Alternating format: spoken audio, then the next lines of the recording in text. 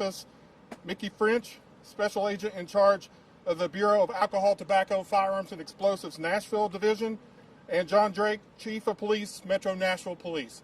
At this time, I'll turn it over to United States Attorney Cochran.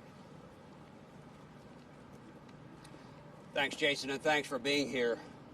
On behalf of the investigative team, I wanted to give you a major update in a development that we've come to in this case, and that is, based on the evidence that we've gathered at this point, we've come to the conclusion that an individual named Anthony Warner is the bomber, that he was present when the bomb went off, and that he perished in the bombing. We base this conclusion on forensic evidence, including DNA evidence that you'll hear about, as well as evidence that was gathered at the scene of the bombing.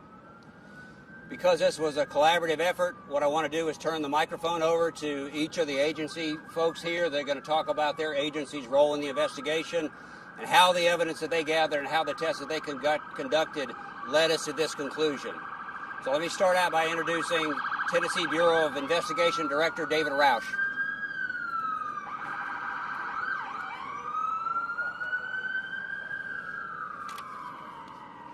Thank you. I first want to say that we appreciate the collaborative effort that has taken place in this investigation. Local, state, and federal authorities have worked hand in hand in tandem around the clock since the incident, and it's paid off. TBI agents, analysts, and scientists have been assisting in this investigation from the start, gathering data, checking leads, coordinating interviews, and processing critical evidence in coordination with the FBI and the ATF. Overnight, TBI forensic scientists processed evidence from the crime scene for DNA testing. The evidence was compared to evidence collected from a vehicle used by the person of interest in this case. At approximately midnight Central Time, forensic scientists with TBI confirmed a match of the DNA at both locations belonging to the person of interest in this case. TBI continues to support this ongoing investigation. Thank you.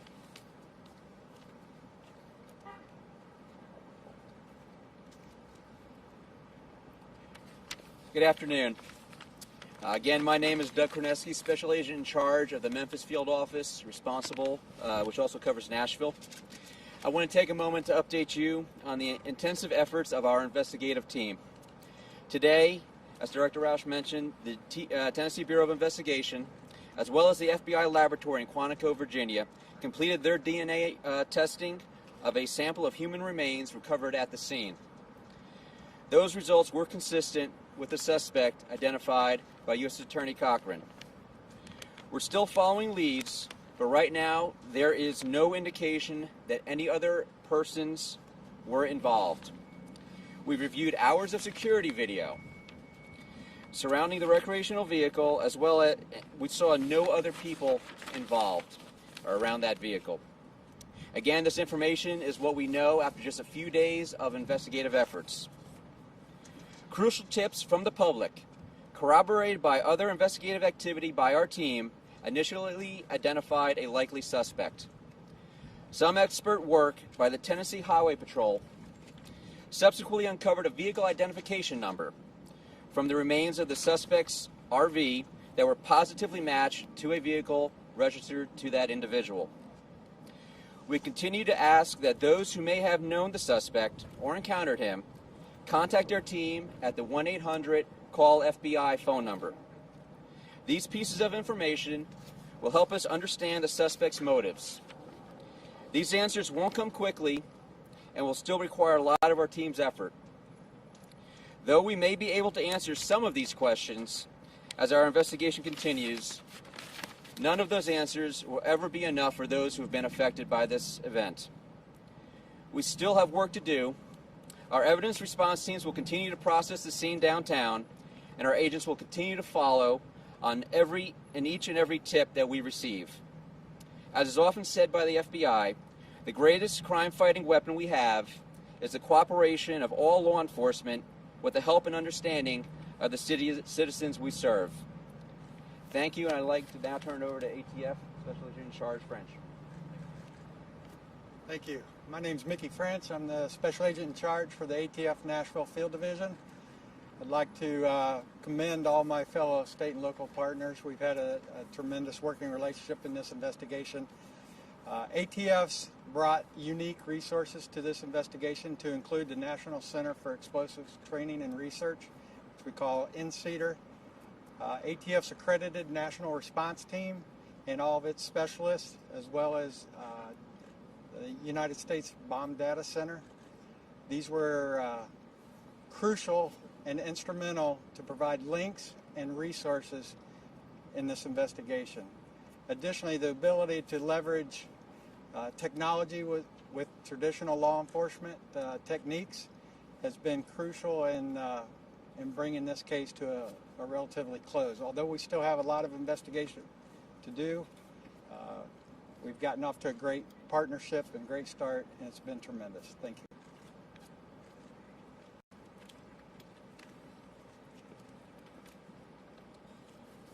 I cannot truly describe all the hard work that has gone into this investigation since Friday's explosion. We've had hundreds of ATF, FBI, THP, and TBI partner with us in this investigation. And we can tell you that Anthony Warner is the man believed to be responsible for this horrible crime. There is no indication presently that anyone else was involved in this crime. As I've said earlier and several times before, Nashville is considered safe. There are no known threats against this city. A renewed curfew is going into effect beginning at 4:30 this afternoon in the area impacted by the blast.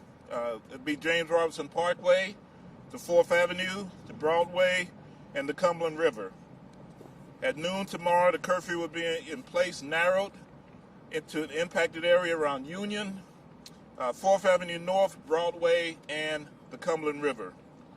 The footprint will get smaller as processing of the blast scene continues by the FBI and the ATF. Thank you. Okay, at this time we'll try to take a few questions. I know it's kind of hard to hear out here, and we'll address it to the appropriate agency. Was that about motives or why you wanted to set this method bomb up? Just a second. I didn't hear the question. Anything on motive or why he wanted to set off this bomb? That's still all early in the investigation right now. I have a question for the FBI. Prior to this incident, I'm sorry. was Warner on any authority's radar prior to the explosion? No, he was not. Can you talk about the VIN? Was it a VIN number that was found, and how that was The VIN number, you want to talk about VIN that? number? How you were, because this blast, this is a massive blast. How were you able to find that VIN number? Well, our special agents with Tennessee Highway Patrol are trained in that. We have responsibilities there, and they were able to come out starting Christmas night and then coming again once daylight, came up the next day, yesterday, and just help identify on particular vehicle parts. So it was a vehicle part that you found in the debris that ultimately led to your identification? I can't answer that exactly. Vehicle parts help connect the vehicle to the suspect. I believe tips and other information came in to help identify him. Question for the FBI. I was curious, regarding the actual questioning of I know that there have been associates of Warner that have been questioned about a 5B paranoia that he may have had. What can you tell us about that?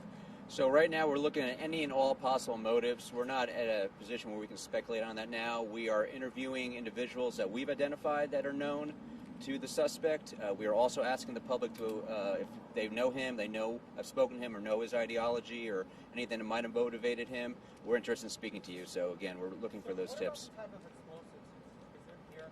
That is still under investigation. We're collecting evidence from the crime scene is being processed at our laboratory. And have you been able to build a timeline of the days surrounding his life, the days leading up? We're still working on all those.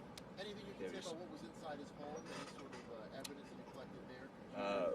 Letters? We can't comment on that at this point. And to be clear about 5G, that is one of the many leads that you are investigating, one of the many motives you are investigating. We're aware of certain things online, and we're looking at every possible angle. Do you consider this domestic terrorism at this point? I'm sorry. Lived alone or if you had family in the area?